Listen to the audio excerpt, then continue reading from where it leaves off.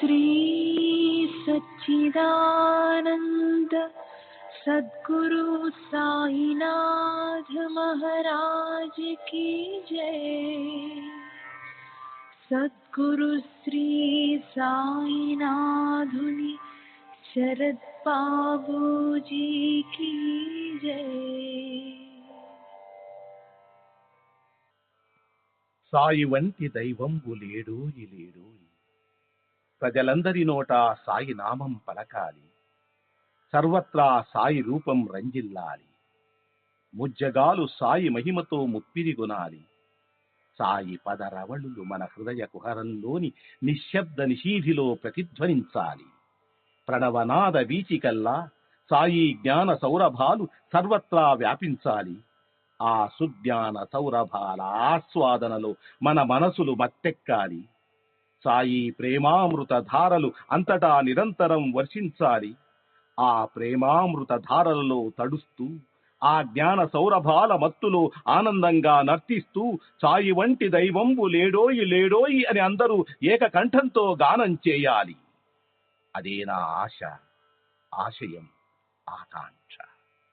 అదొక మధుర స్వప్నం.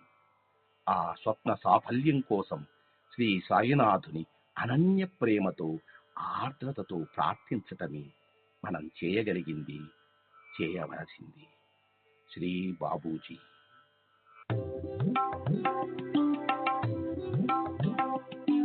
Sai Baba, Sai Baba, Sai Baba,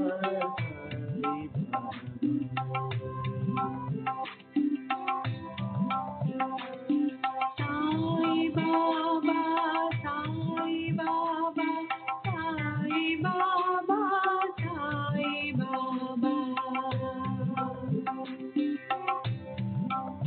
Sai Baba,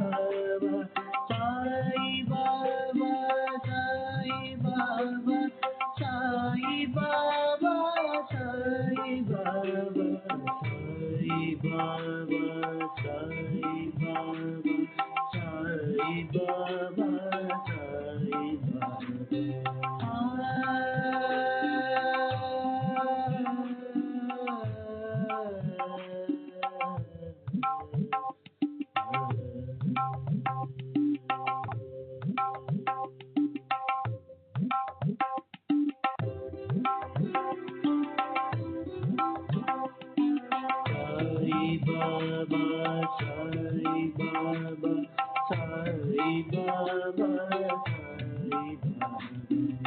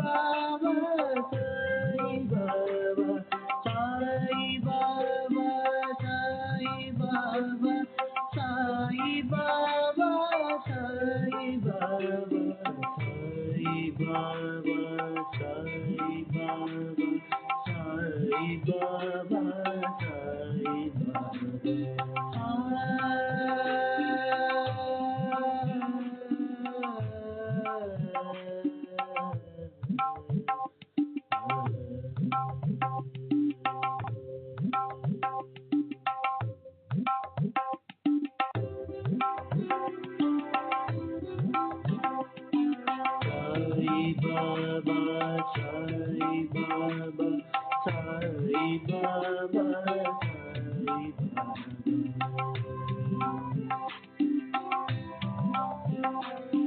Sai Baba, Sai Baba,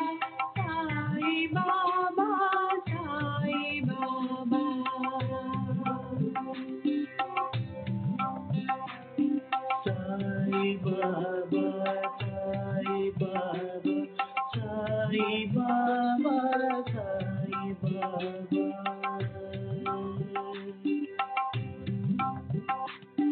Sai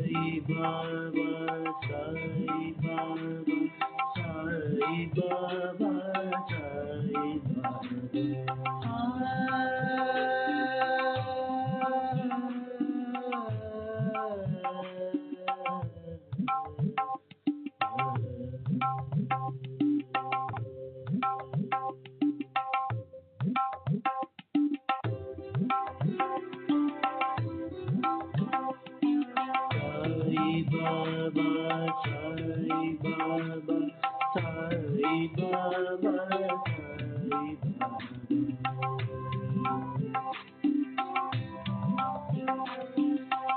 Sai Baba, Sai Baba, Sai Baba, Sai Baba, Sai Baba,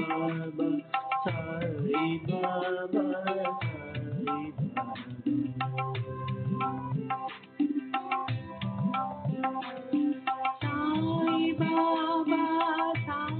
Baba, Sai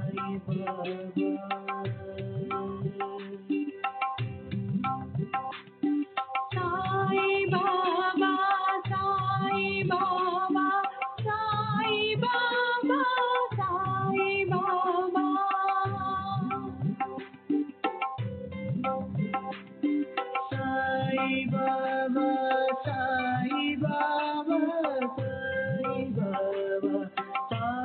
Baba, Sai Baba, Sai Baba, Sai Baba, Sai Baba, Sai Baba, Sai Baba, Sai Baba, Sai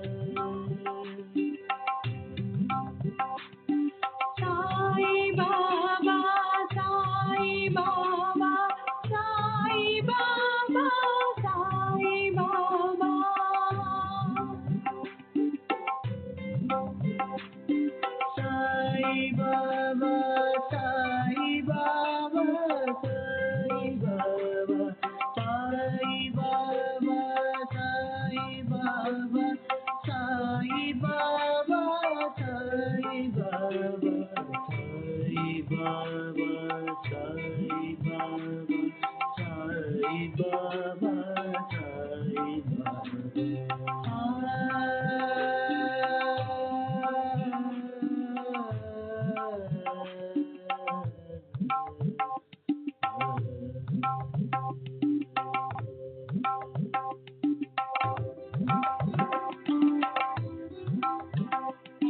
Sai Baba, Sai Baba, Sai Baba, Sai Baba,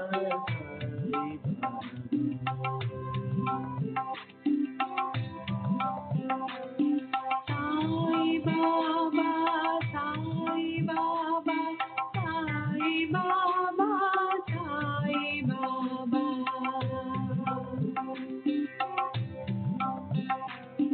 Sai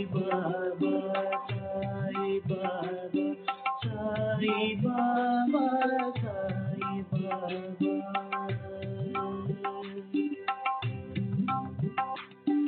Sai Baba, Sai Baba, Sai Baba, Sai Baba,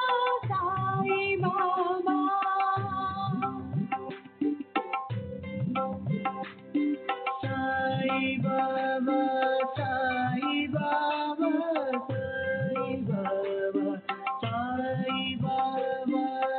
Sai Baba, Sai Baba, Sai Baba, Sai Baba, Sai Baba, Sai Baba, Sai Baba, Sai Baba, Sai Baba, Sai Sai Baba, Sai Baba, Sai Baba, Sai Baba, Sai Baba, Sai Baba, Sai Baba, Sai Baba.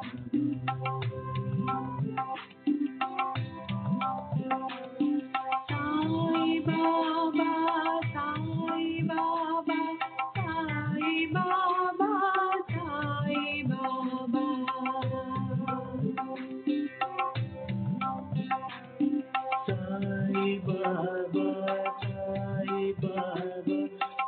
Sai Baba, Sai Baba,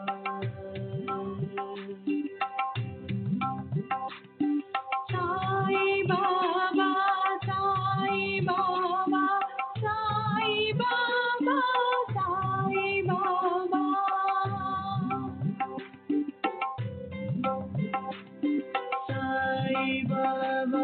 Sai Baba, Sai Baba, Sai Baba, Sai Baba, Sai Baba, Sai Baba, Sai Baba, Sai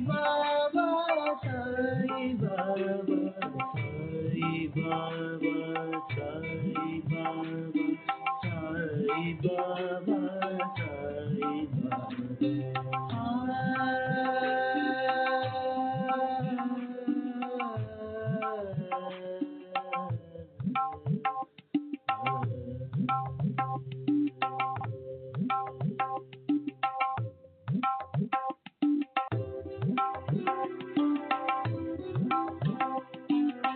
Sai Baba, Sai Baba, Sai Baba,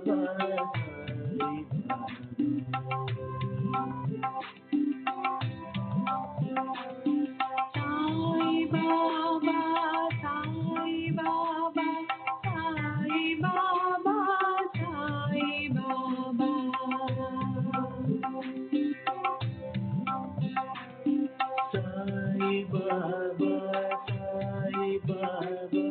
Sai Baba, Sai Baba.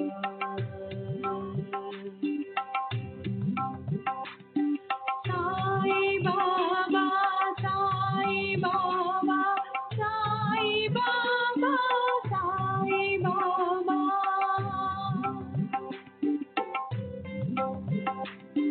Sai Baba, Sai Baba, Sai Baba, Sai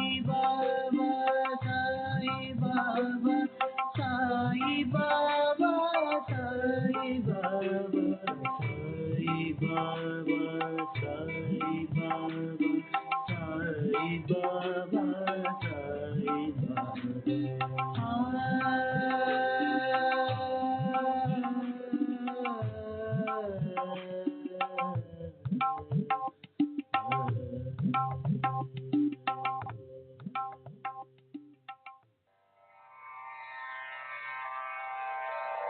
Shri सच्चिदानंद सद्गुरु साईनाथ महाराज की जय।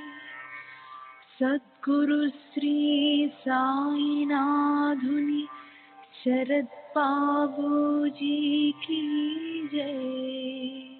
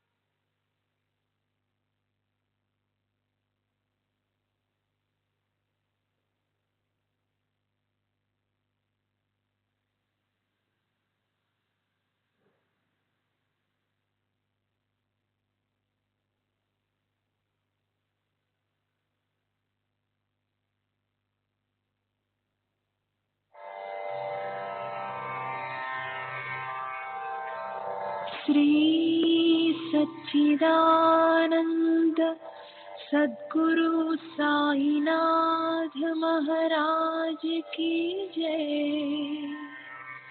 सद्गुरु श्री साईनाथुनि शरद बाबू जी की जय।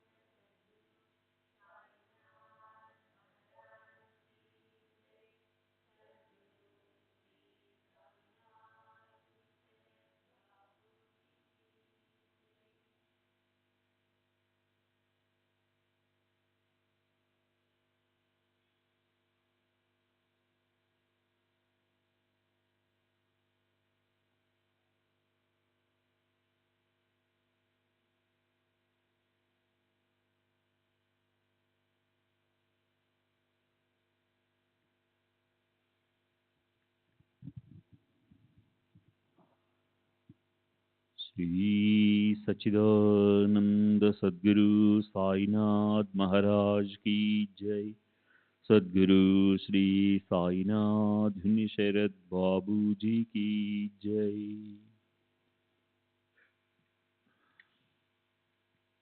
శ్రీ సాయి భక్త అనుభవ సంహిత మే 1936 దత్తాత్రేయ దామోదర్ రాస్నే ఉరఫ్ నానాసాహెబ్ రాస్నే దౌలత్ షా, వయసు 40 సంవత్సరములు, తండ్రి దామోదర్ సావల్రామ్ రాస్నే, రవివార్పేట్, పూనా. మా నాన్న ఎంతో కాలం నుండి శ్రీ సాయిబాబా భక్తులు.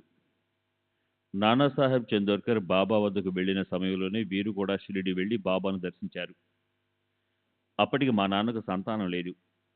సంతానాన్ని ఆశించి బాబాను దర్శించారు. 1895 సంవత్సర ప్రాంతంలో ఒక భక్తుడు బాబాకు బుట్టెడు గోవా మామిడి పండ్లను కానుకగా పంపాడు. బాబా వాటిలో 6 పండ్లు విడిగా ఉంచి మిగతావి అందరికీ పంచారు.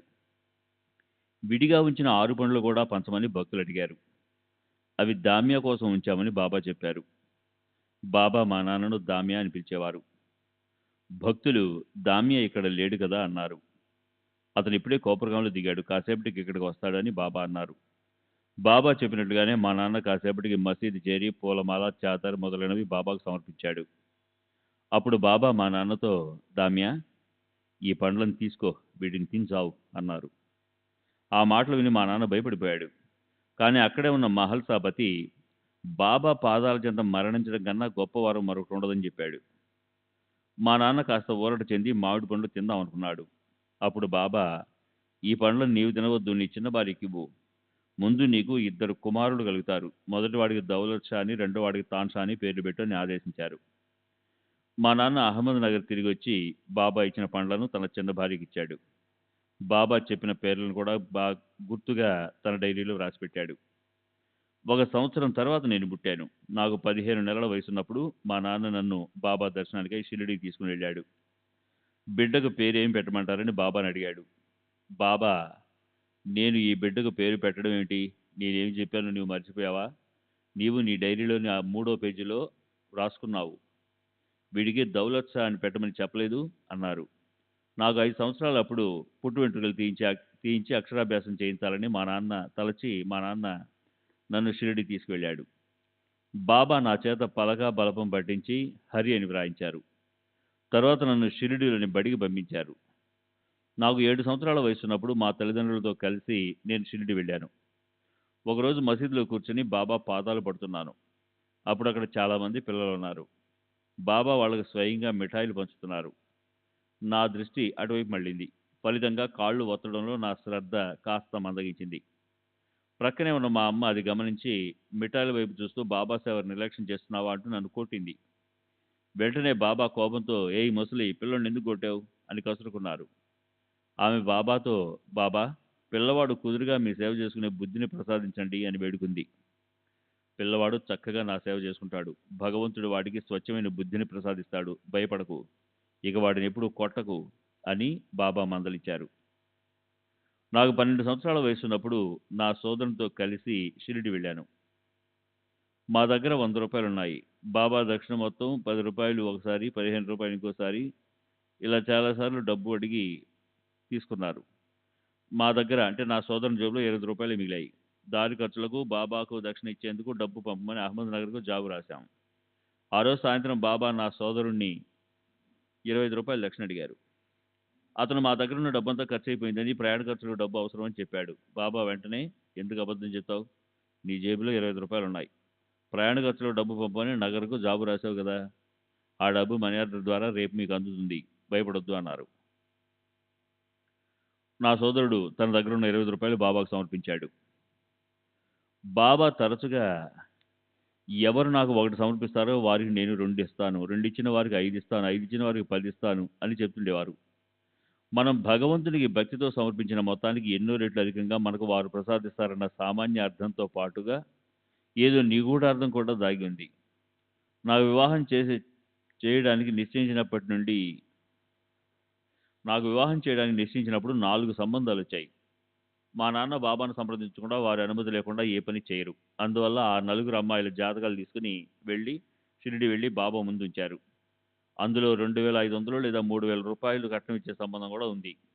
కానీ బాబా ఆ నలుగురిలో పేదింటి అమ్మాయి జాతకం ఎంపిక చేసి మా నాన్న చేతిలో పెట్టారు. ఆ అమ్మాయితోనే నా వివాహం జరిగింది. పండరపురంలో నిశ్చయించిన నా వివాహానికి మా నాన్న బాబాను ఆహ్వానించాడు. బాబా, నేను నీతోనే ఉంటాను, భయపడొద్దు. నన్నెప్పుడు తలుచుకున్నా వచ్చి నీ చెంతనే ఉంటాను అన్నారు. అయినా మా నాన్న బాబాను నా పెండ్లికి రమ్మని ఒత్తిడి చేశాడు. అప్పుడు బాబా, భగవంతుని అనుమతి లేనిదే నేనే పని చేయలేను. నా తరపున షామాను పంపుతాను అన్నారు. అలాగే పండరపురంలో జరిగిన మా పెళ్లికి షామా హాజరయ్యాడు.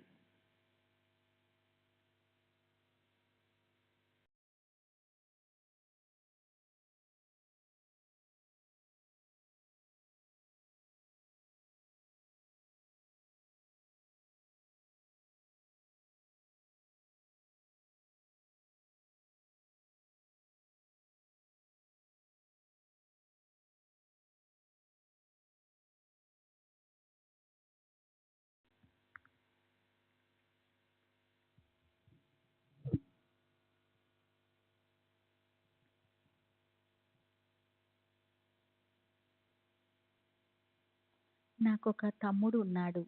అతనికి కూడా బాబాను సూచించి పేరే పెట్టారు. నాకు 2 ఆడపిల్లలు, ఒక మగ పిల్లాడు పుట్టారు. కానీ ముగ్గురు పుట్టిన కొన్ని నెలలకే మూర్ఛ రోగంతో చనిపోయారు. మగ పిల్లవాడు 1926లో చనిపోయాడు. నా భార్య ఆరోగ్యం కూడా క్షీణించింది. నాలో నిరాశ, నిస్పృహలు అలుముకున్నాయి. విచారభారంతో కృంగిపోయి షిరిడీ వెళ్ళి బాబాను అల్పాయుష్కులైన ఇంతమంది పిల్లల్నిచ్చే బదులు పూర్ణాయువు గల ఒక్క బిడ్డను ప్రసాదించండి అని ప్రార్థించాను. నేను షిరిడీలో నిద్రిస్తుండగా బాబా నా కల్లో కనిపించారు. పిల్లవాడు చనిపోయాడని చింతించుకు. వాడు తల్లిదండ్రులకు హాని కలిగించే మూలా నక్షత్రంలో పుట్టాడు అని బాబా పలికారు. ఆ కలలో బాబా ఛాతీపై సూర్యుని వలె ప్రకాశించే కాంతి వలయం ఉంది. ఆ వలయంలో చనిపోయిన నా కుమారుణ్ణి ఒడిలో పెట్టుకొని బాబా కూర్చుని ఉన్నారు. నీకు ఈ బిడ్డ వల్ల ప్రమాదం ఉంది, అందుకే నేను తీసుకెళ్ళాను. నీకు మరొక బిడ్డను ప్రసాదిస్తాను, భయపడకు అన్నారు. అప్పటికే మా కుటుంబం అహ్మద్నగర్ నుండి పూనాకు తరలి వెళ్ళింది. నేను ఇంటికి వెళ్ళి చనిపోయిన కుమారుణ్ణి జాతక చక్రం తీసి చూశాను. బాబా చెప్పినట్లు వాడు మూలా నక్షత్రంలోనే పుట్టాడు. నేను షిరిడీ యాత్ర చేసిన 15 నెలలకు మాకు ఒక కుమారుడు పుట్టాడు. వాడు పూర్ణారోగ్యంతో ఉన్నాడు. ఇది 1928లో జరిగింది. నాకు శ్రీ సాయిబాబాపై భక్తి విశ్వాసాలు వృద్ధి చెందాయి. నేను సాధు సత్పురుషులను అందరినీ సాయి స్వరూపులుగానే భావించేవాడిని. వారికి నమస్కరించేటప్పుడు బయటికి కానీ మనసులో కానీ సమర్థ సద్గుర సాయినాథుకు ప్రణామములు అనేవాడిని. 1927లో ఖేడ్గాంపేటకు వెళ్ళి నారాయణ మహారాజును దర్శించాను.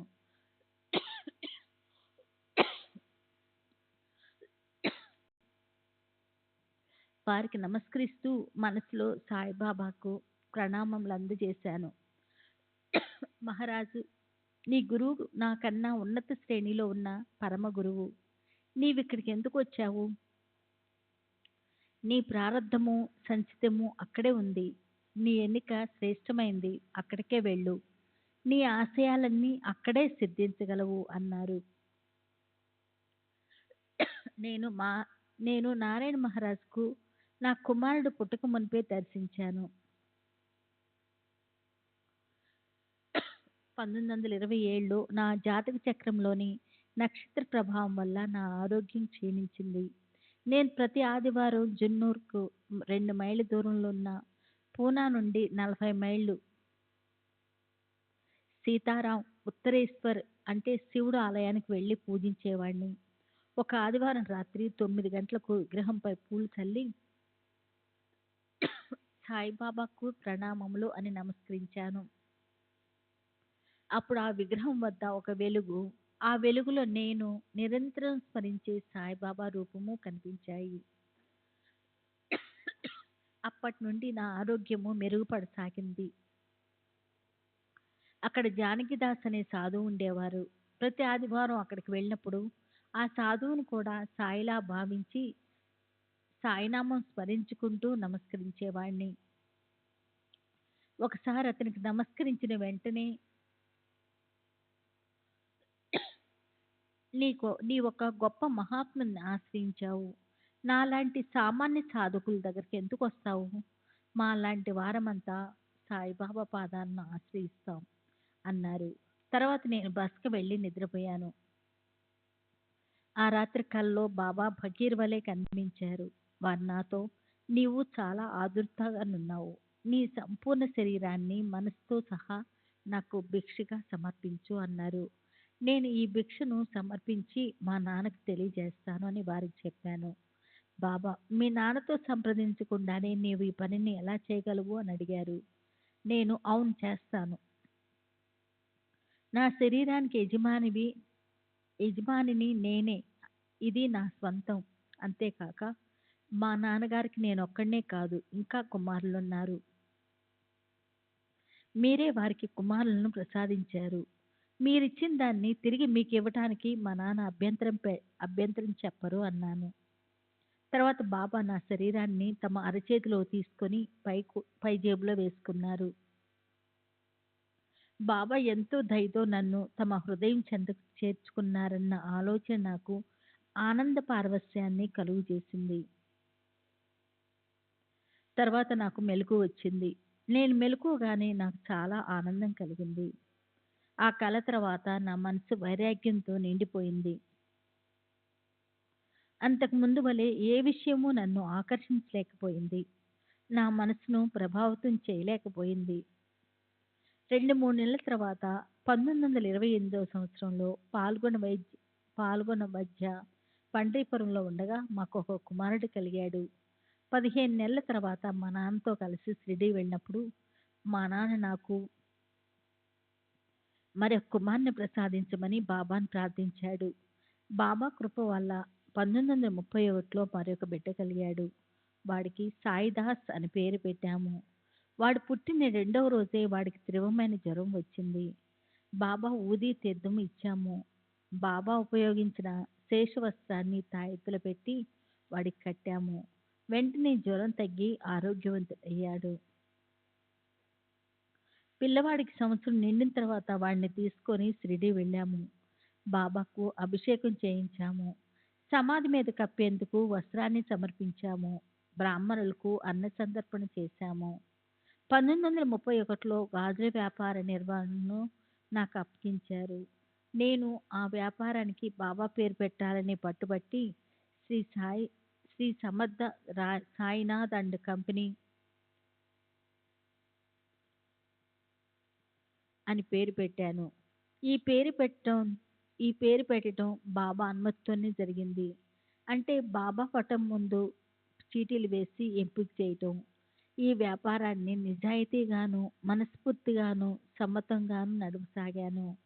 బాబాను స్మరించి నేను ఎవరికైనా ఊదీ తీర్థం ఇస్తే వాళ్ళ రోగాలు నయమయ్యేవి. నేను తీర్థయాత్రలకు వెళ్ళినప్పుడు 1/9/1932వ తేదీన ముత్రా అను ఒక ప్రదేశంలో నాకు కలరా సోకింది. నేను మరణించడం ఖాయమనిపించింది. మా నాన్న నా చివరి కోరిక ఏమిటని అడిగాడు. నన్ను షిరిడీకి తీసుకువెళ్ళమని. నేను మరణిస్తే నా దైవమైన సాయిబాబా చెంత నా దేహాన్ని దహనం చేయమని కోరాను. బాబా ఫోటోను నా తల దగ్గర పెట్టి సాంబ్రాణి కడ్డీలు వెలిగించారు. బాబా ఊదీ తీర్థం నా నోట్లో పోస్తూనే ఉన్నారు. నేను కొన ఊపిరితో కొట్టుమిట్టాడుతున్నాను. అర్ధరాత్రి మా వదిన సుభద్రాబాయికి పూనకం వచ్చింది. మీరాదా తార్ గుజరాత్లో సిద్పూర్ సమీపంలోని ఉన్వాకు చెందిన ముస్లిం సాధువు ఆమెను పూని మాట్లాడసాగాడు. మీరు సాయిని ప్రార్థిస్తున్నారు. వారు నా మామ. వారు వయోభారంతో నడవలేకున్నారు. కనుక వారు పంపగా నేను వచ్చాను. వారి కృపాశీస్సులు మీకు లభిస్తాయి. వారిని మీరు రేపు దర్శించుకుంటారు. ఒక కప్పు కాఫీ తయారు చేసి రోగికి ఇవ్వండి. భయపడవద్దు అని పలికాడు. కాఫీ తయారు చేసి దానిలో బాబా ఊదీ వేసి నా చేత కాఫీ త్రాగించారు. ఆ తర్వాత జ్వరం తగ్గి విరోచనాలు ఆగిపోయాయి. మరుసటి రోజు నేను అంత త్వరగా కోలుకోవడం చూసి డాక్టర్ ఆశ్చర్యపోయాడు. నిన్న ఇతను మృత్యువుకు అతి సమీపంలో ఉన్నాడు. ఒక్క రోజులో అతనిలో ఇంత మార్పు ఎలా వచ్చిందని ప్రశ్నించాడు. శ్రీ సాయిబాబా వైద్యులకే వైద్యుడని, వారు పవిత్ర ఊదియే నన్ను కాపాడిందని నేను జవాబు చెప్పాను. దామోదర్ సావల్రాం రాస్నే ఉరఫ్ అన్నా రాస్నే. తండ్రి సావల్రాం రాస్నే కాదు సార్. అహ్మద్ నగర్, ప్రస్తుత నివాసం పూనా. నా కుమారుడు తన జన్మ వృత్తాంతం గురించి చెప్పిందంతా వాస్తవమే. నేను సంతానాన్ని ఆశించి బాబాను దర్శించినప్పుడు వారు ఎంతో దయతో నన్ను ఆశీర్వదించారు. నేను కోపరగాం స్టేషన్లో దిగి షిరిడీకి చేరే మార్గంలో ఉన్న సమయంలోనే బాబా నేను వస్తున్నట్లు భక్తులకు చెప్పి నాకు ఇవ్వటానికి కొన్ని మామిడి పండ్లు తీసి ఉంచారు. నేను మసీదు చేరగానే ఆ పండ్లన్నీ నాకు ఇచ్చి ఆశీర్వదిస్తూ వాటిని నా చిన్న భార్యకి ఇవ్వమని ఆదేశించారు. ఆమెకు ముందు ఇద్దరు మగపిల్లలు పుడతారని, వాళ్ళకి ఏం పేరు పెట్టారో కూడా చెప్పారు. నేను ఆ పేర్లను గుర్తుగా నా డైరీలోని మూడో పేజీలో రాసి పెట్టాను. 15 నెలల తర్వాత బాబా చెప్పినట్టుగానే ఓ బిడ్డ, కొన్ని సంవత్సరాల తర్వాత మరొక బిడ్డ కలిగారు. వారికి మామూలు హిందూ పేర్లతో పాటు బాబా చెప్పిన పేర్లను కూడా జతచేశాను. నేను బాబా సమాధి ముందు కూర్చొని నా రెండవ కుమారుడిని ప్రసాదించమని ప్రార్థించాను. వారు వెంటనే నా కోరిక తీర్చారు. నేను ఎల్లప్పుడూ బాబా సలహా తీసుకున్న తర్వాతే ఏ పనైనా చేసేవాడిని. అందువల్ల ఎప్పుడూ మంచి ఫలితాలే దక్కేవి. ఒకసారి నాకు సంబంధించిన కేసు ఒకటి హైకోర్టుకు అప్పీల్ చేయబడింది. ఆ కేసు నిమిత్తం బొంబాయికి వెళ్ళమని బా మా లాయర్ నాకు జవాబు రాశాడు. నేనప్పుడు షిరిడీలో ఉన్నాను. బాబా నేను బొంబాయి వెళ్ళేందుకు అనుమతించక నన్ను షిరిడీలోనే ఉంచారు. నేను కోర్టుకు హాజరు కాకపోయినప్పటికీ తీర్పు నాకు అనుకూలంగా వచ్చింది. ఒకసారి నానాసాహెబ్ బెంగ్లే అను ఒక పెద్ద వెళ్లి పండు నిండా రుచికరమైన పదార్థాలు పెట్టి దాన్ని బాబా ముందుంచి ఆరగించమని ప్రార్థించాడు. అప్పుడు బాబా కేక వేయగానే ఒక నల్ల కుక్క పరుగున వచ్చి పళ్ళెంలోని పదార్థాలను తినసాగింది. అక్కడే నిలబడి చూస్తున్న నానాసాహెబ్ బెంగ్లే ఈ ఈ ఊర కుక్క కోసమేనా ఇంత ఇంత కష్టపడి ఈ పదార్థాలను తయారు చేస్తుందని మనసులో అసహ్యించుకున్నాడు.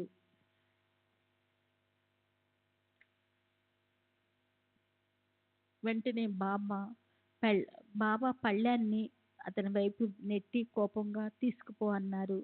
ఇది ఇది జరిగినప్పుడు నేను అక్కడే ఉన్నాను. బాబా మూగజీవులను, కడజాతి వాళ్లను తమతో సమానంగా భావించి ఆదరించేవారు. ఒకసారి నేను షిరిడీలో విందు ఒకటి ఏర్పాటు చేసి బాబా స్వయంగా రారని తెలుసు కాబట్టి వారి బదులు బాలాబాటిల్ను విందుకు పంపమని అభ్యర్థించాను. నేను బాబా వద్దకు వెళ్ళిన తొలి రోజుల్లో నేవాసాకు చెందిన బాలాబాటేలు మసీదులో చిమ్మటం వంటి పనులతో పాటు బాబాకు పలు రకాల సేవలు చేస్తుండేవాడు. అతను కడజాతివాడు. అతన్ని దుత్ దుత్ అని అసహించుకుంటూ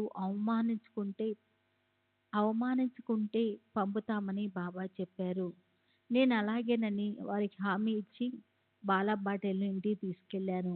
భోజనం తయారవగానే బాబాకు ప్రత్యేకించి ఒక పళ్ళెంను పెట్టి వండిన వంటకాలన్నీ అందులో వడ్డించి బాబా రండి అని ఆహ్వానించాను.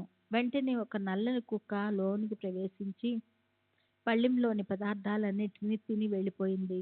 అది తిన్నంత వరకు నేను గౌరవభావంతో వేచి ఉండి తర్వాత బాలాబాటేల్ను నాతో పాటు కూర్చోబెట్టుకొని అతిథులందరితో పాటు కలిపి భోంచేశాను.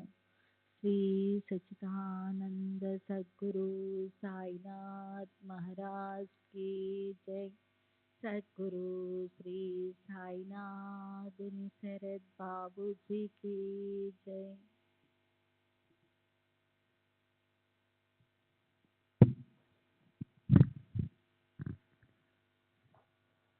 శ్రీ సచ్చిదానంద సద్గురు సాయినాథ్ మహారాజ్ కీ జై. సద్గురు శ్రీ సాయినాథుని శరత్ బాబూజీకి జై.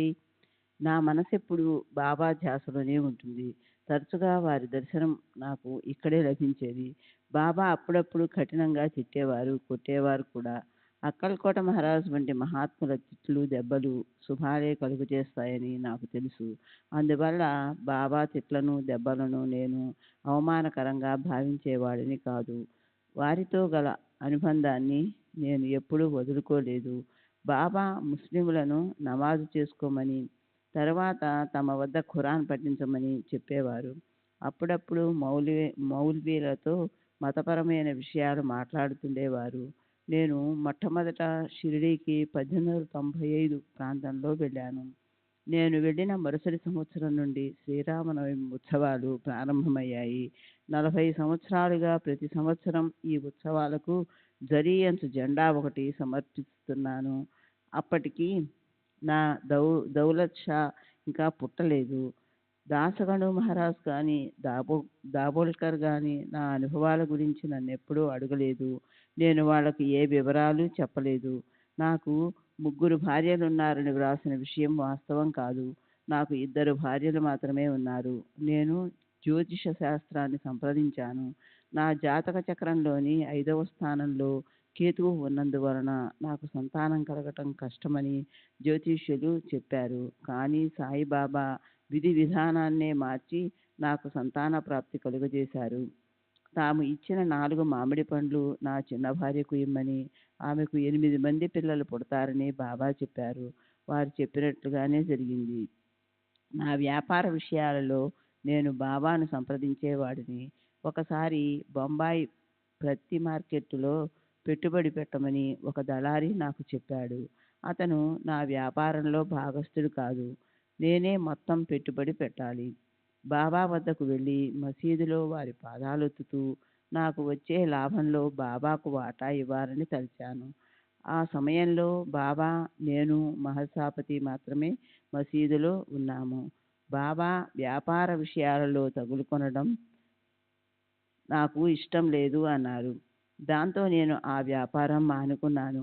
మరోసారి నేను షిరిడీ వెళ్ళినప్పుడు ధాన్యం వ్యాపారం చేయవచ్చా అని బాబాను అడిగాను. ధరలు పడిపోతాయని, కొన్న ధర కన్నా తక్కువ ధరకు అమ్మవలసి వస్తుందని బాబా చెప్పారు. నేను ఆ ఆలోచన కూడా మానుకున్నాను. నేను ఈ విషయాన్ని నా స్నేహితుడైన ఒక వ్యాపారికి చెప్పాను. చాలా కాలంగా ధరలు క్రమంగా పెరుగుతూ వస్తున్నాయని, తగ్గటం జరగదని, బాబా సూచన తప్పని అతను చెప్పాడు. ఆ తరువాత శ్రావణం వచ్చింది. వర్షాలు పడ్డాయి. ధరలు అకస్మాత్తుగా పడిపోయాయి. ధాన్యాన్ని నిల్వ చేసిన వ్యాపారులు అపారంగా నష్టపోయారు. ఈ విషయంలో బాబా నన్ను కాపాడారు. బాబా అనుమతి లేనిదే నేను ఎలాంటి లావాదేవీలను జరిపేవాడిని కాదు. బాబా సశరీరులుగా ఉన్నప్పుడు షిరిడీ వెళ్ళి ప్రతి విషయాన్ని వారితో సంప్రదించేవాడిని. 1918లో బాబా మహాసమాధి అనంతరం వారి పటం ముందు చీటీలు వేసి నిర్ణయం తీసుకునేవాడిని. వారు ఇప్పటికీ నన్ను సరియైన మార్గంలోనే నడిపిస్తున్నారు. ఒకసారి నేను మసీదులో భక్తులందరితో పాటు బాబా పాదాల చెంత కూర్చొని ఉన్నాను. అప్పుడు నా మదిలో మెదిలిన 2 ప్రశ్నలకు బాబా సమాధానం ఇచ్చారు. ఒకటి, బాబా దగ్గరకు అసంఖ్యాకమైన భక్తులు వస్తున్నారు కదా, వచ్చిన వారందరూ వారి నుండి లబ్ధి పొందుతున్నారా? దానికి బాబా, పూత పూసిన మామిడి చెట్టును చూడు, అందులోని పువ్వులన్నీ కాయలై పండ్లయితే ఎంత బాగుంటుంది. కానీ అలా అవుతాయా? ఎక్కువ భాగం రాలిపోతాయి. కొన్ని పువ్వులుగా, కొన్ని పిందెలుగా, మరికొన్ని గాలికి రాలిపోతాయి. ఏ కొద్దో మిగులుతాయి అన్నారు. 2, ఇది నా గురించి అడిగినది. బాబా సమాధి చెందితే నాకు దిక్కెవరు, నా గతి ఏమవుతుంది అని చింతించాను. దానికి బాబా, ఎప్పుడైనా ఎక్కడైనా నన్ను తలచిన వెంటనే నేను నీ వెంట ఉంటాను అని హామీ ఇచ్చారు. బాబా ఇచ్చిన హామీని వారు 1918 ముందు తరువాత కూడా నెరవేరుస్తున్నారు. వారు నాతోనే ఉండి నాకు మార్గం చూపిస్తున్నారు. 1910-11 ప్రాంతంలో నా సోదరులు నా నుండి వేరైపోయారు. అకస్మాత్తుగా నా సోదరి చనిపోయింది. మా ఇంట్లో దొంగలు పడ్డారు. దానిపై పోలీసు విచారణ జరిగింది. వీటన్నింటి వలన నా మనసు విఫలమైంది. సాయి లీలా మాసిక్ 368-369లో ఇలా ప్రస్తావింపబడి ఉంది. నా సోదరి చనిపోయినప్పుడు నేను దుఃఖభారంతో కుమిలిపోయి జీవితం పట్ల ఆశను, ఆనందాన్ని కోల్పోయాను. నేను బాబా దగ్గరికి వెళ్ళినప్పుడు వారు హితవాక్యాలతో నన్ను ఓదార్చారు. అప్పా కులకర్ణి ఇంటికి పంపి పూరాన్ పోలేలతో విందు భోజనం చేయించి నాకు చందనం పూయించారు. 30 సంవత్సరాల నుండి నాతో ఉండిన నా పాత స్నేహితుడు నా భార్య నగల పెట్టెను దొంగిలించుకొని వెళ్ళాడు. ఆ నగలతో పాటు మంగళకరమైన నత్తు ముక్కుపడక కూడా ఉంది. నేను బాబా ఫోటో ముందు కూర్చుని విలపించాను. మరుసటి రోజు నా స్నేహితుడు మా ఇంటికి వచ్చి క్షమాపణ చెప్పి నగల పెట్టెను తిరిగి ఇచ్చాడు. డిసెంబర్ 8వ తేదీ 1936, మార్చి 10వ తేదీ 1938. అబ్దుల్, తండ్రి సుల్తాన్, వయసు సుమారు 65 సంవత్సరములు. ముసల్మాన్. ఖాందేశ్లోని నాందేడు. ప్రస్తుత నివాసం షిరిడి.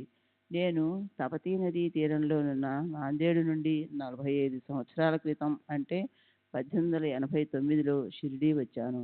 మొదట నేను నాందేడుకు చెందిన అమీరుద్దీన్ ఫకీర్ ఆశ్రయంలో ఉన్నాను.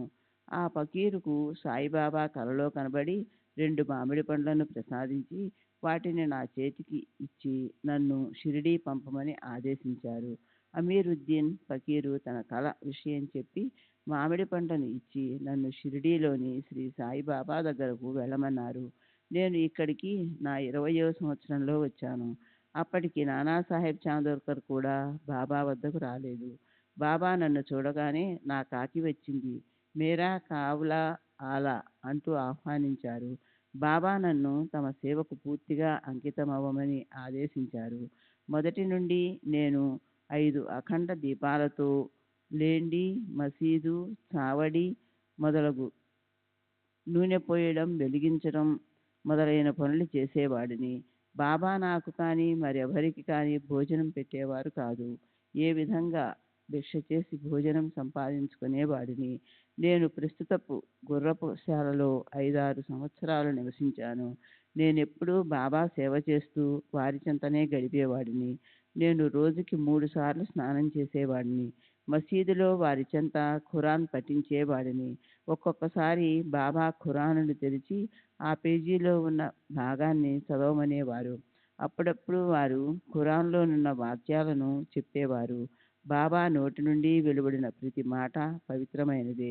వారి మాటలను మరాఠీ, మోడీ లిపిలో పుస్తకాలలో వ్రాసేవాడిని.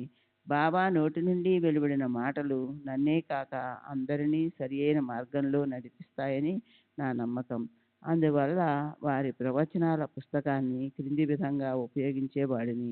ఎవరైనా తన భవిష్యత్తు తెలుసుకోదలిచినప్పుడు కానీ, క్లిష్ట పరిస్థితులు ఎదురైనప్పుడు కానీ నా దగ్గరకు వచ్చేవారు. నేను భక్తితో బాబాను తలుచుకొని పుస్తకాన్ని తెరిచేవాడిని.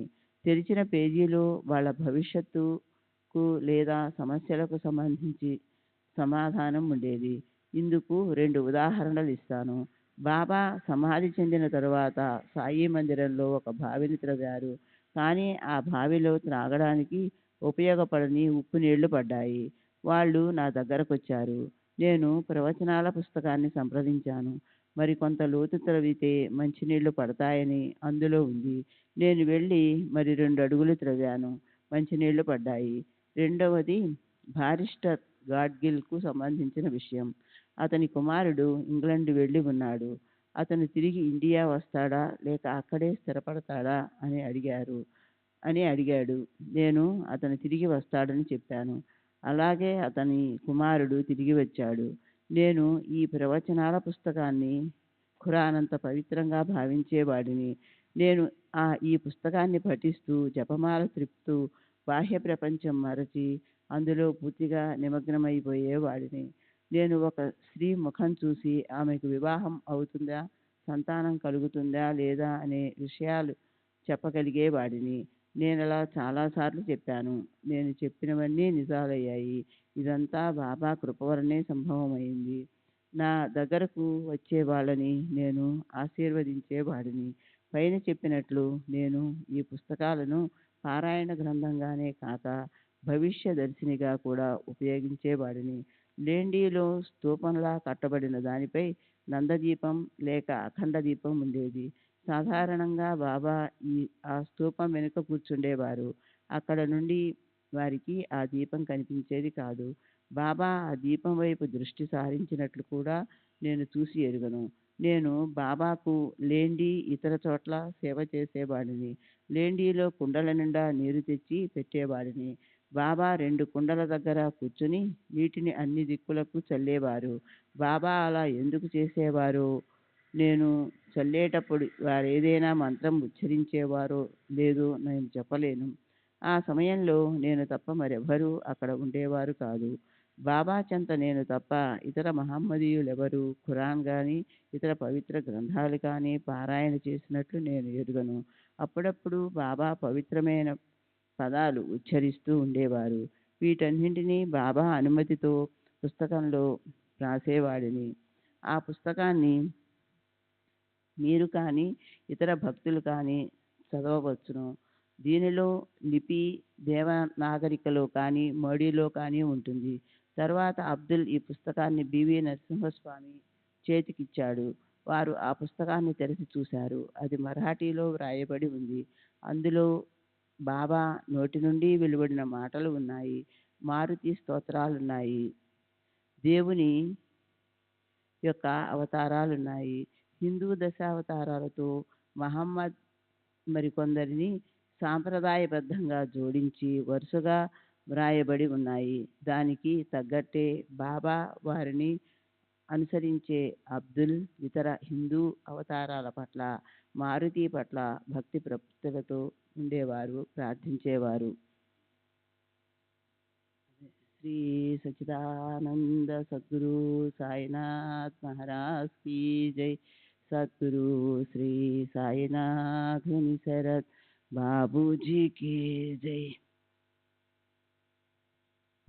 श्री सच्चिदानंद सद्गुरु साईनाथ महाराज की जय. सद्गुरु श्री साईनाथ मुनि शरद बाबू जी की जय. మార్చి 10, 1938న షిరిడీలో చెప్పిన విషయాలు. మహమ్మదీయులెవరూ బాబాకు ఖురాన్ షరీఫ్ వంటి పవిత్ర గ్రంథాలను చదివి వినిపించడం కానీ, వాటిలోని విషయాలు వివరించమని అడగడం కానీ జరగలేదు. ఎంతోమంది ఫకీర్లు, ముస్లిం సాధువులు బాబా దగ్గరకు వచ్చేవారు. బాబా వారితో ఏ విషయాలు మాట్లాడేవారో నాకు తెలియదు. నేను ఎక్కువ సమయం బాబా సేవలోనూ, వీధులను చిమ్మి శుభ్రపరచడంలోనూ, రాత్రంతా బాబా సన్నిధిలో ఖురాన్ చదవటం వంటి పనులలో నిమగ్నమై ఉండేవాడిని. రాత్రి సమయాలలో నిద్రపోకుండా ఖురాన్ చదువుతూ ఉండమని బాబా చెప్పేవారు. పవిత్రమైన ఖురాన్ చదువుతూ తూగకూడదని, నిద్రలోకి జారుకోకూడదని కూడా బాబా చెప్పేవారు. స్వల్పంగా తిను, ఒక్క పదార్థంతో తృప్తిపడు, రుచులకు పోవద్దు, అతిగా నిద్రపోవద్దు అని బాబా చెప్పేవారు. ఇంకా బాబా నేను చదివిన దానిపై ధ్యాస ఉంచమనేవారు. వారు నాతో నేను ఎవరిని అని విచారించమని చెప్పారు. నేను వారి సలహా పాటించి కొద్దిగా తిని రాత్రిళ్ళు నిద్రపోకుండా ఖురాన్లోని శ్లోకాలను మననం చేసుకుంటూ ఉండేవాడిని. ఇలా చేసేటప్పుడు నేను మోకరిల్లే భంగిమలో ఉండేవాడిని.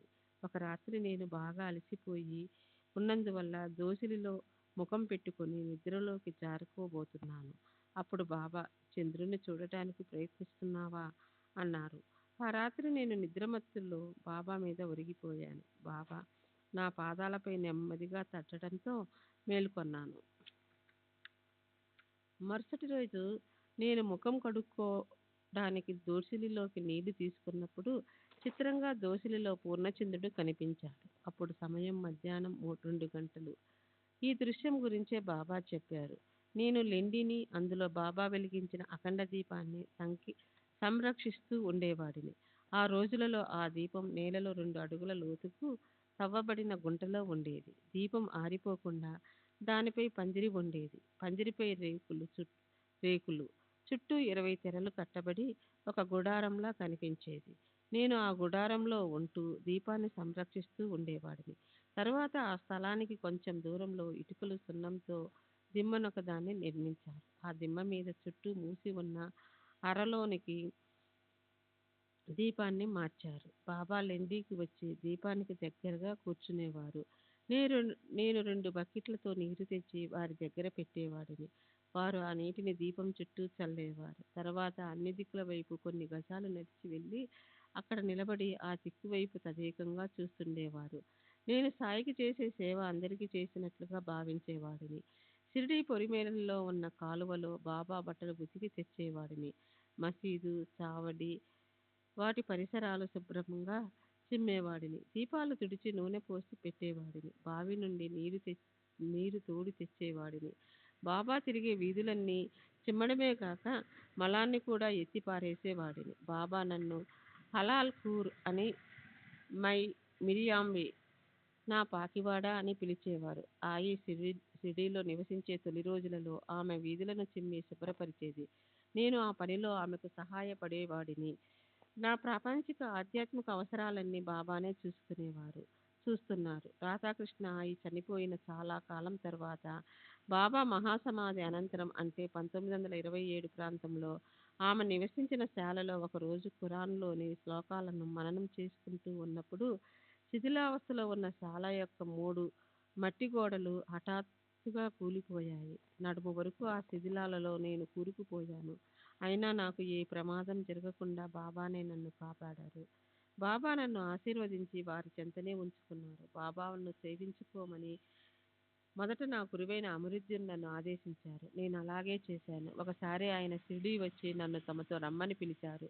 బాబా ఆదేశిస్తే వస్తానని చెప్పాను. కానీ బాబా అలాంటి ఆదేశం ఏదీ ఇవ్వనందున నేను షిరిడీలోనే బాబా వద్ద ఉండిపోయాను.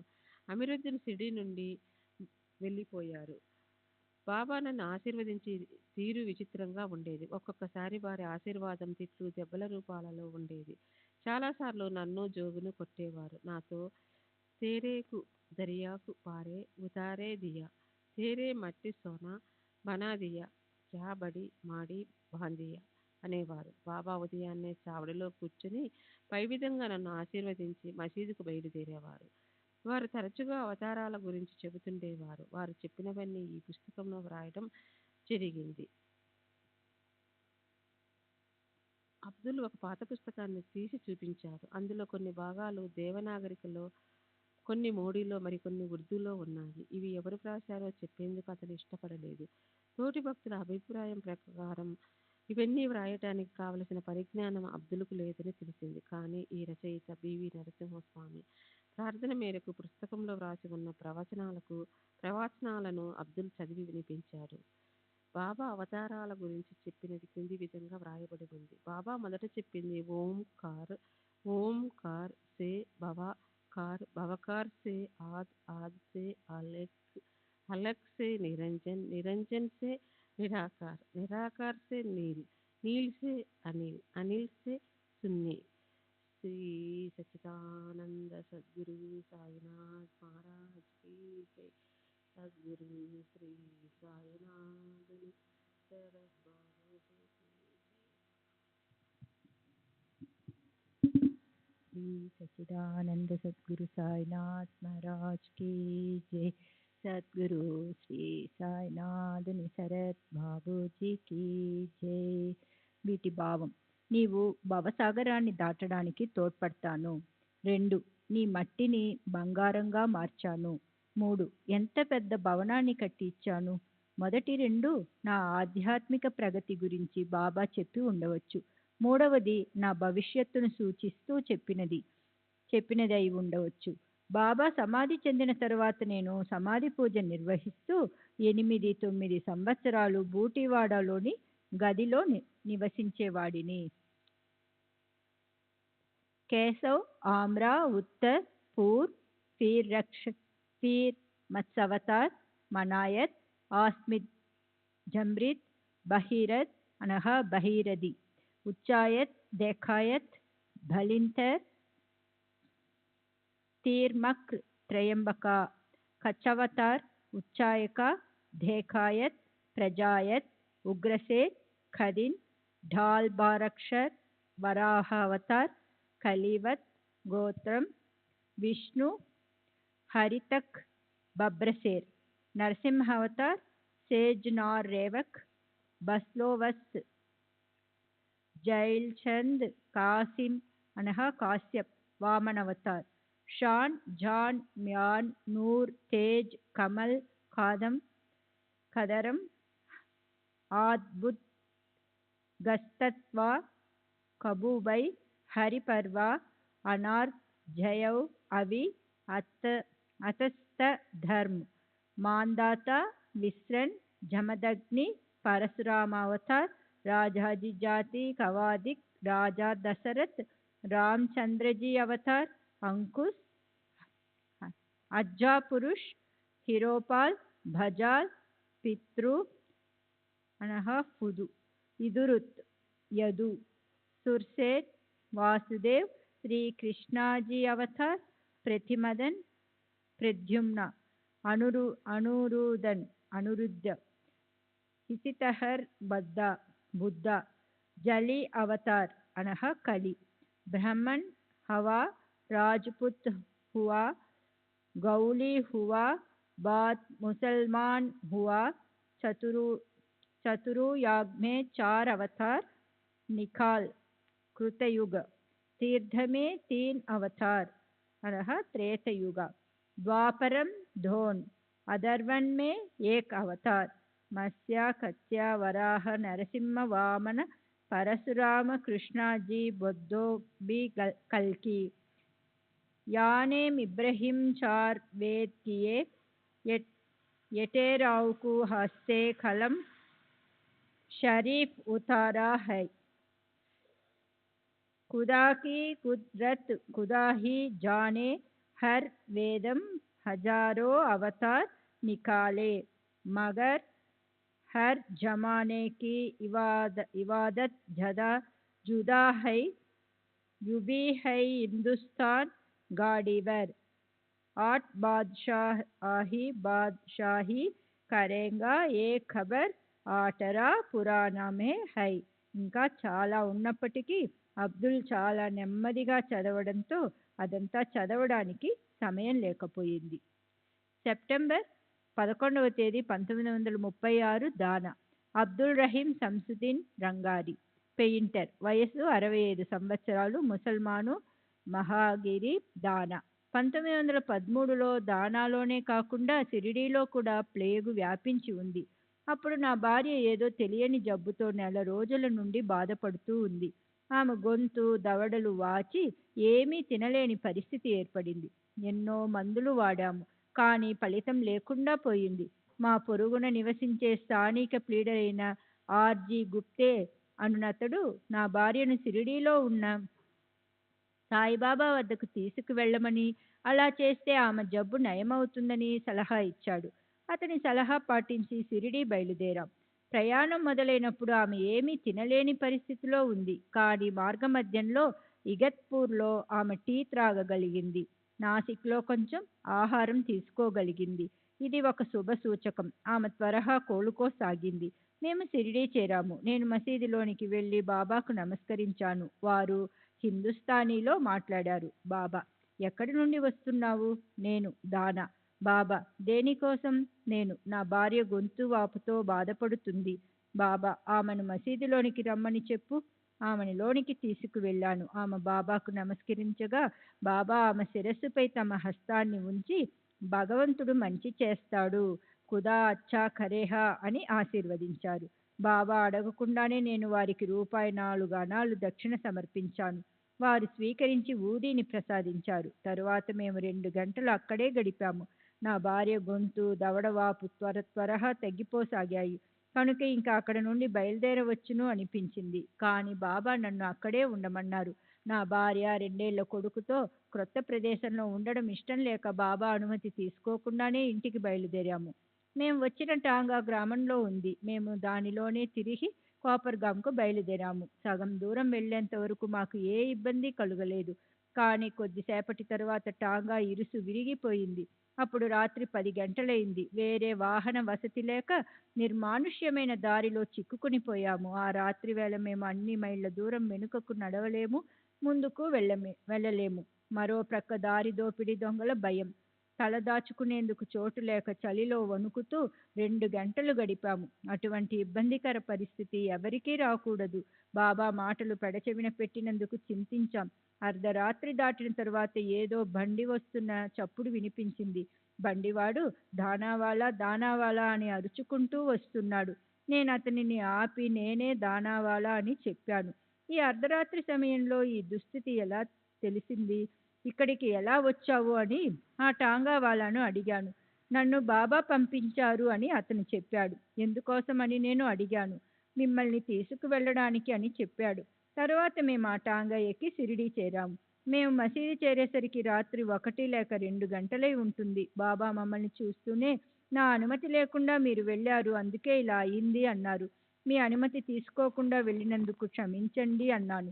అప్పుడు బాబా మమ్మల్ని ఆ రాత్రి మసీదు వద్దే ఉండమని చెప్పారు.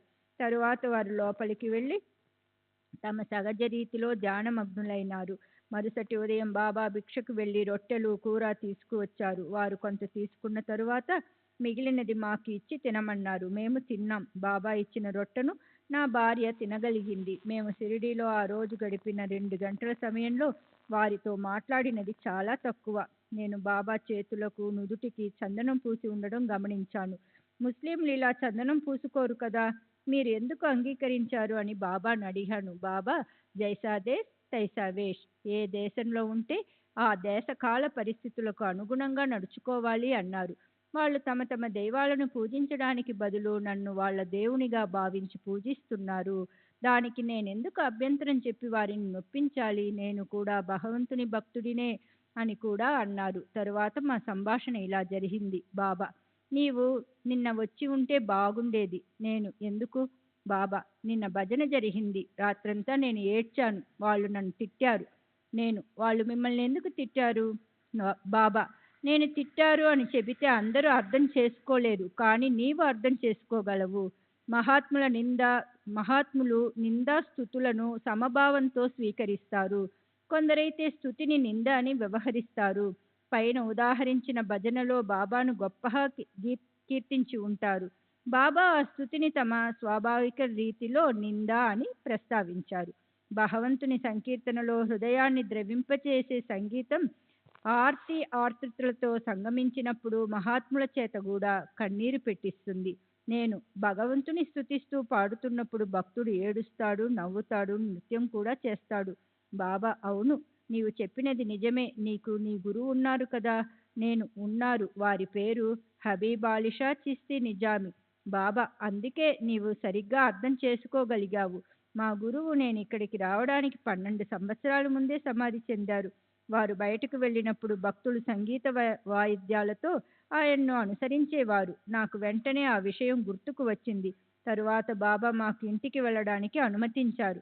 నేను బయటికి వెళ్ళి టాంగా కోసం చూశాను. ఎంతసేపు చూసినా టాంగా కనబడలేదు. నేను తిరిగి వెళ్ళి బాబాకు ఆ విషయం చెప్పాను. బాబా, వెళ్ళి చూడు, అక్కడ ఒక టాంగా ఉంది అన్నారు.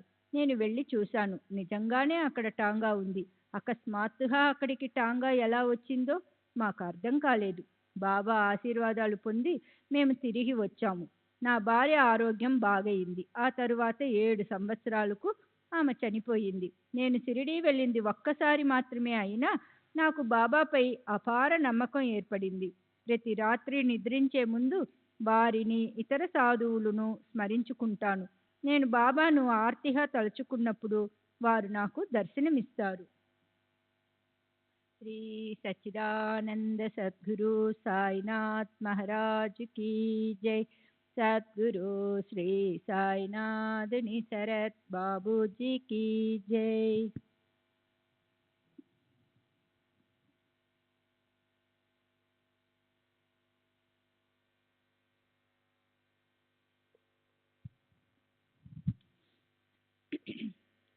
బాబా సెప్టెంబర్ 26వ తేదీ 1936, బాంద్రా. రజబ్ అలీ మహమ్మద్, కాంట్రాక్టర్, వయస్సు 49 సంవత్సరములు, ఖోజా, టర్నవర్ రోడ్, బాంద్రా. బాబా సమాధి చెందడానికి దాదాపు 8 సంవత్సరాల ముందు వారిని గురించి ఇక్కడి వాళ్ళు గొప్పగా చెప్పడంతో నేను బాబాను దర్శించాను. నేనప్పుడు నా వ్యాపార నిమిత్తం నాసిక్ వెళ్ళాను. నేను అక్కడికి వెళ్ళినప్పటికీ సరకు చెట్లు బెరడు అందివ్వడంలో జాప్యం జరిగింది. నాసిక్లో వ్యర్థంగా కాలం గడపడం ఇష్టం లేక షిరిడీ వెళ్ళి సాయిబాబాను దర్శించాను. నేను సాయిబాబాను అద్భుత శక్తులు కలిగిన గొప్ప మహాత్మునిగా భావించేవాడిని. ఆత్మజ్ఞానం కలవారికి మాత్రమే అద్భుత శక్తులు సాధ్యమవుతాయి. వారికి ఒక టెంకాయ, కలకండ సమర్పించాను. వారు నన్ను దక్షిణ అడగలేదు, నేను ఇవ్వలేదు. తర్వాత నేను ఈరోజు కానీ లేదా రేపు ఉదయం కానీ బయలుదేరటానికి అనుమతించమని వారిని కోరాను. సాయిబాబా, అతను నీకు సరుకు ఇవ్వడానికి ఇంకా సిద్ధంగా లేడు అన్నారు. సరుకు ఇవ్వనప్పుడు నాసిక్లో నేను చేసేదేమీ లేదు. అందువల్ల సాయిబాబా సన్నిధిలోనే 2-3 రోజులు గడపటానికి నిర్ణయించుకొని అక్కడే ఉండిపోయాను. నేను ప్రత్యేకించి వారిని ఏ కోరికతోనూ దర్శించలేదు. వారిపై నాకున్న నమ్మకాన్ని దృఢపరిచేటట్లు చేయమని మాత్రం వారిని ప్రార్థించాను. వారిపై సంపూర్ణ విశ్వాసంతో చనిపోతే నాకు సద్గతి లభిస్తుందన్న ఉద్దేశంతో మనస్సులోనే దాని కొరకు వారిని ప్రార్థించాను. బాబా నా తలపై వారి హస్తాన్నించి ఆశీర్వదించారు. వారి ఆశీర్వాదం ఫలించి నా నమ్మకం క్రమేణా వృద్ధి చెందింది. బాబా ఊదీపై కూడా నాకు అపారమైన నమ్మకం ఉంది. ఈ ఊదీని ఛాతీకి, కళ్ళకు, నుదుటికి పూసుకొని బాబాని ధ్యానించేవాడిని. నా కష్టాలన్నీ సమసిపోయాయి. ఇంకా వివిధ సందర్భాలలో ఊదీని ఉపయోగించి సత్ఫలితాలు పొందేవాడిని. 5 సంవత్సరాల క్రితం నా గేదె ఒక ఈనలేక చాలా అవస్థపడింది. దాని బాధను చూడలేక పశువుల డాక్టర్ను పిలిపించాను. నేను మున్సిపాలిటీలో శానిటరీ కమిటీకి చైర్మన్ అయినందువల్ల అతను వచ్చి గేదెకి చికిత్స చేశాడు.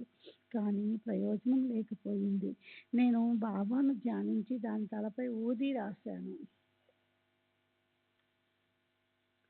10 నిమిషాల తర్వాత అది సునాయాసంగా ఈనింది. అలా ఎన్నో సందర్భాలలో ఊది సత్ఫలితాలను ఇచ్చింది. శ్రీ సాయిబాబా ఇప్పటికీ గొప్ప శక్తులు గల సిద్ధ పురుషుడని చెప్పటానికి నాకు ఎలాంటి సందేహమూ లేదు.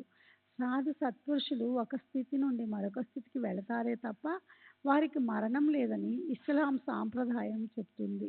నేను ఎందరో మహాత్ముల సమాధులను ఢిల్లీలో దర్శించాను మరియు సశరీరులుగా ఉన్న నాగపూర్కు చెందిన తాజుద్దీన్ బాబా, పూనాకు చెందిన బాబా జాన్ మొదలైన మహాత్ములను దర్శించాను. 1928 నాకు అనేక అనుభవాలు ఉన్నాయి. ఇవి నా సద్గతి కొరకు విశ్వాసాన్ని పెంచడమే కాక నాకు ప్రాపంచిక ప్రయోజనాన్ని కూడా చేకూర్చాయి. నీవి విడిగా 100 ప్రార్థనలు చేయటం కన్నా ఒక మహాత్ముని సన్నిధిలో గడపటం ఎంతో ఉత్తమం అని ఒక నానుడు ఉంది.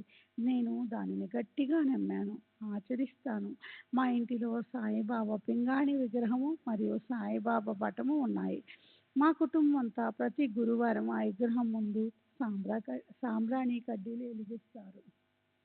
డిసెంబర్ 15వ తేదీ 1936 బాంద్రా. ఆదం దలాలి, ఎస్టేట్ బ్రోకర్, దళారి. వయస్సు 70 సంవత్సరములు. నౌపాడ మసీదు దగ్గర, బాంద్రా. నేను ఎంతో కాలం నుండి శ్రీ సాయిబాబా భక్తుడును. వారితో నాకున్న అనుభవాలు శ్రీ సాయిలీలా మాసిక్ పత్రికలో ప్రచురింపబడ్డాయి. చాలా కాలం నుండి నేను బాబా వద్దకు వెళుతున్నాను. వారు దయామయులు, గొప్ప దాతృత్వము కలవారు. వారు నాకు ఎన్నో సందర్భాలలో సహాయపడ్డారు. ముఖ్యమైనవి కొన్ని వివరిస్తాను. నా కుమారుని వివాహం జరపదలిచి బాబా అనుమతి కోసం వారిని ఎన్నోసార్లు ప్రార్థించాను. అడిగిన ప్రతిసారి బాబా వాయిదా వేస్తూ వచ్చారు. నేను ఎన్నో ఉత్తరాలు కూడా వ్రాశాను. ప్రతిసారి వారి దగ్గర నుండి ఒకే సమాధానం, అల్లా మాలిక్ హై అని మాత్రమే. అలా 3 సంవత్సరములు గడిచిన తర్వాత వారు నా కుమారుని వివాహానికి అంగీకరించడమే కాక తేదీని కూడా నిర్ణయించి వివాహం జరిపించమని నన్ను ఆదేశించారు. నేను సంతోషించాను. కానీ పేదవాడిని అయినందువలన నా దగ్గర డబ్బు లేదు. పెండ్లి కుమార్తె తరపున ఖర్చులు కూడా నేనే భరిస్తానని ఒప్పుకున్నాను. నేను బాబా సహాయాన్ని ఆర్థించాను.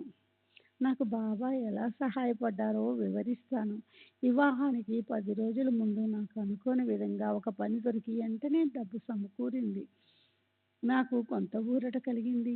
ఆ విధంగా బాబా వివిధ పనుల ద్వారా అందిన డబ్బుతో నా కుమారుని వివాహాన్ని బాబా నిర్ణయించిన తేదీకి జరిపించగలిగాను. బాబా మహాసమాధి కొంతకాలం ముందు నా వ్యాపారానికి సంబంధించిన విషయంలో వారు నాకు సహాయం చేశారు. ఒక వ్యక్తి తన భవంతును తాకట్టు పెట్టి మార్వాడి దగ్గర డబ్బు తీసుకున్న వ్యవహారంలో నేను దళారీగా ఉన్నాను. ఆ భవంతి తాలూకా పట్టా కాగితాలు కలెక్టర్ మంజూరు చేసినట్టుగా ఉన్నాయి. కానీ తర్వాత అవి నిజమైనవి కావని నకిలీవని తేలాయి. నాకు ఆ వ్యక్తి గురించి కానీ ఆ పత్రాల గురించి కానీ ఏమీ తెలియదు. కానీ నకిలీ పత్రాలు ఉపయోగించినందుకు నా మీద మరియు ఆ వ్యక్తి మీద పోలీసులు ఛార్జిషీట్ దాఖలు చేశారు. నేను బాబా దగ్గరికి వెళ్ళి వారి సహాయం కొరకు ప్రార్థించాను. బాబా భయపడకు, అంతా సవ్యంగా జరుగుతుంది అన్నారు. నేను తెండూల్కర్ ఇంటికి వెళ్ళి ఆయన శ్రీమతితో బాబాను నా కొరకు ప్రార్థించమని వేడుకొని ఆమెను విడుదల ఆమెను నీవు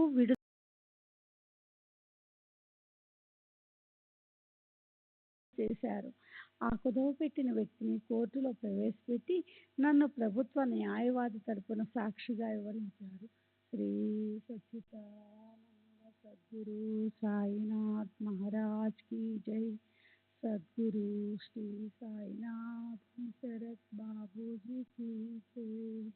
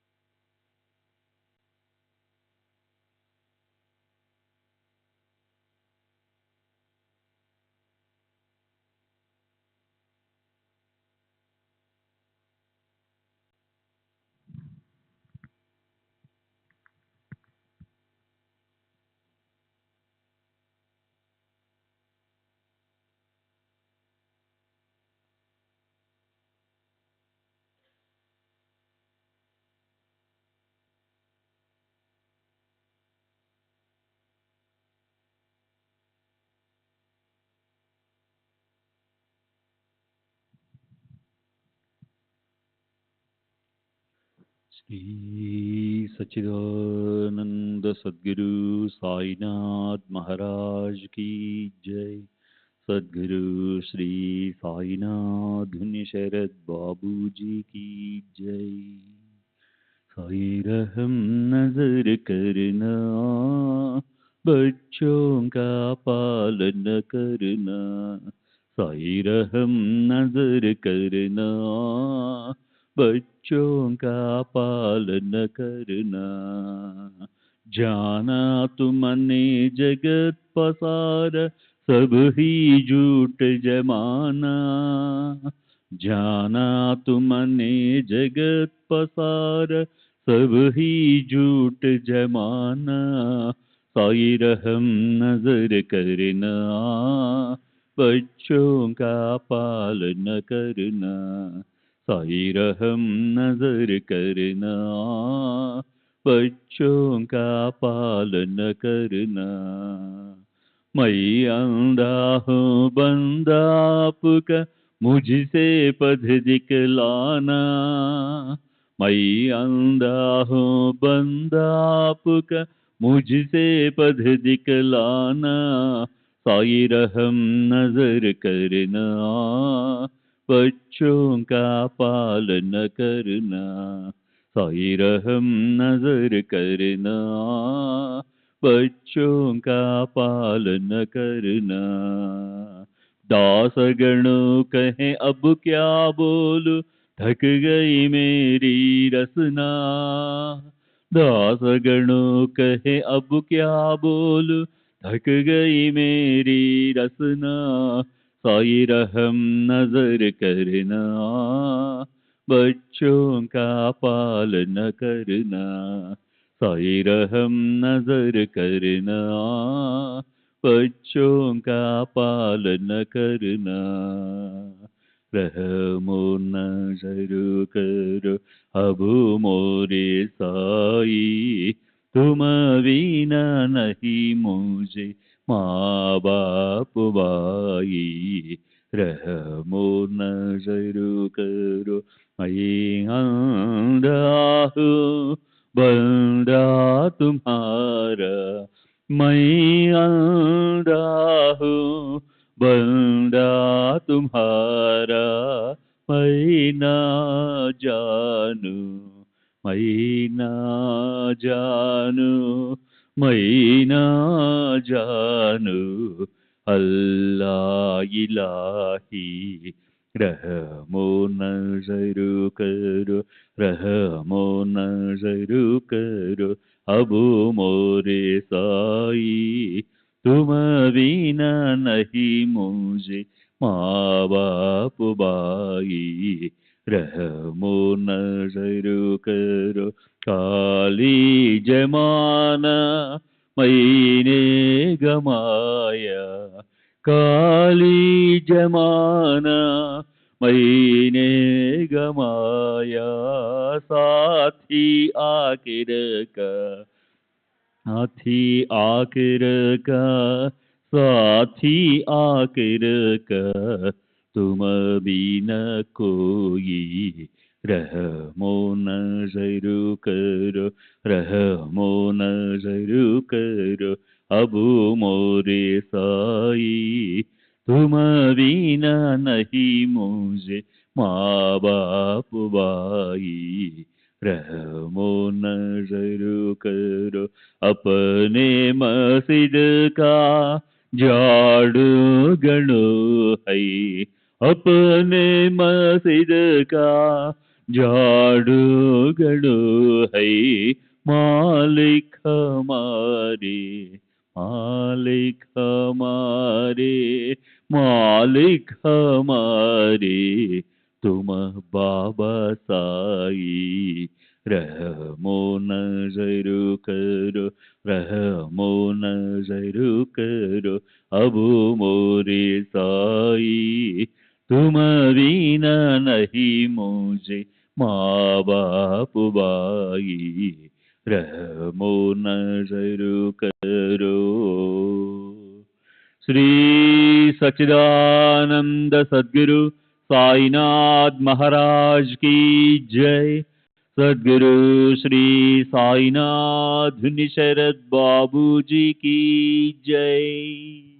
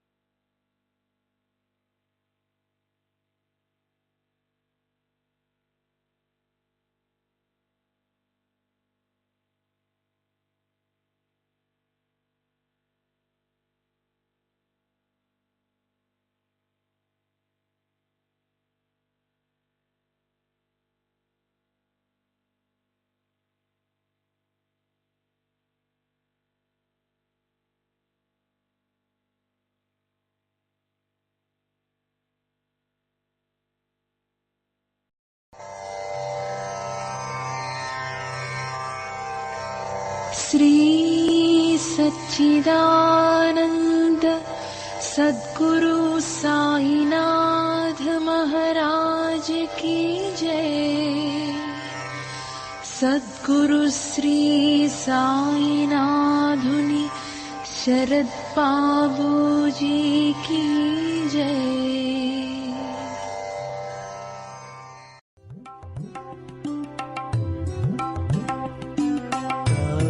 Bye.